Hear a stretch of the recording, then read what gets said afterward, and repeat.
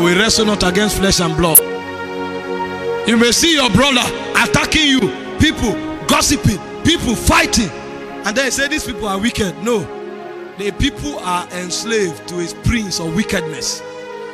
And if you want to fight the people, you will waste your destiny, because they are slaves. They can't do otherwise.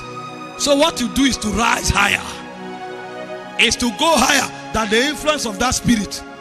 When you pierce through the dark cloud, suddenly the wicked people, the same way they are slaves to that spirit, they'll become slaves to you.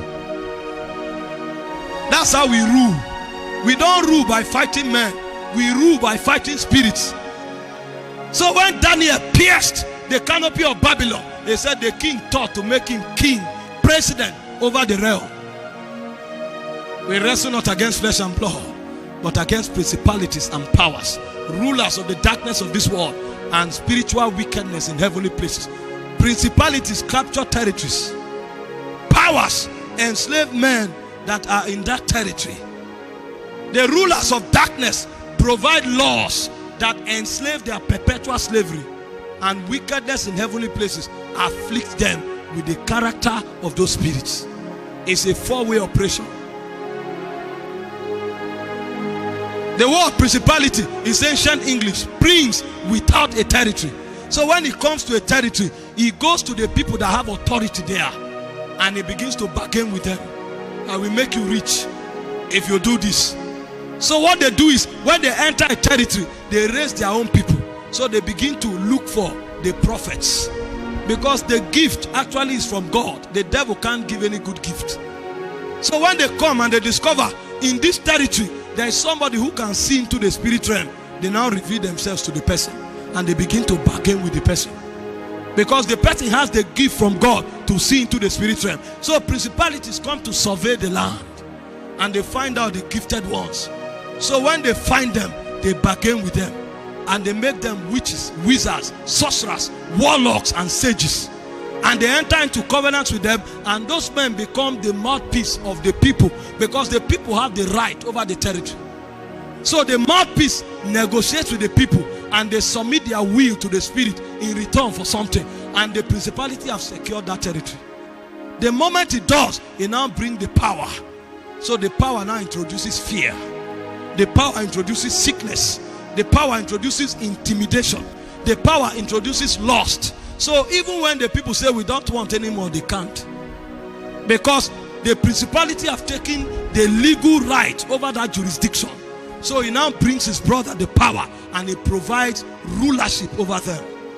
And in order to secure them beyond the people that make the covenant, he brings the rulers of darkness. Because if we make covenant, by the time all of us die, our children will come. By what means will they continue with the covenant? That's what the rulers come to do. They provide laws.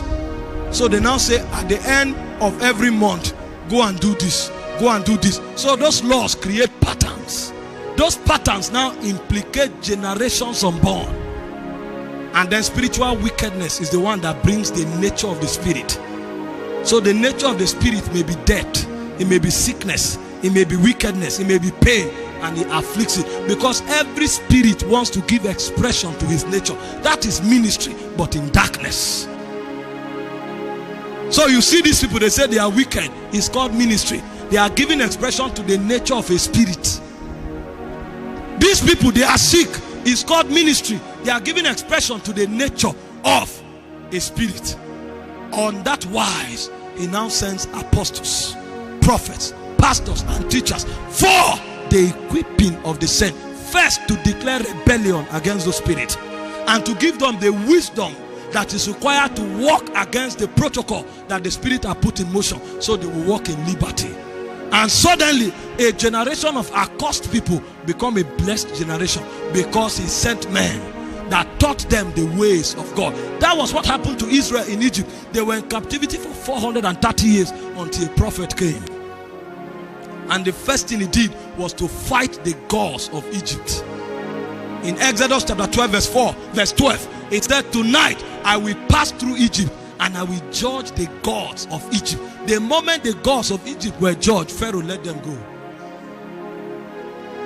And while they left, Moses now began to teach them laws, ordinances, statutes, precepts, because if they don't come back into God and learn the ways of God, even though they have left Egypt, they will carry Egypt in their heart. And if they carry Egypt in their heart, they will still be giving expression to the gods of Egypt. So they will not be the servants of God. But what God wants is to what? To raise a royal priesthood. God's own special people, giving expression to the excellencies of God. So Moses needed to teach them. And they didn't. So the generation that left Egypt, none of them entered the promised land. Because if they enter the promised land, they will still be servants of the gods of Egypt. Only Joshua and Caleb made it.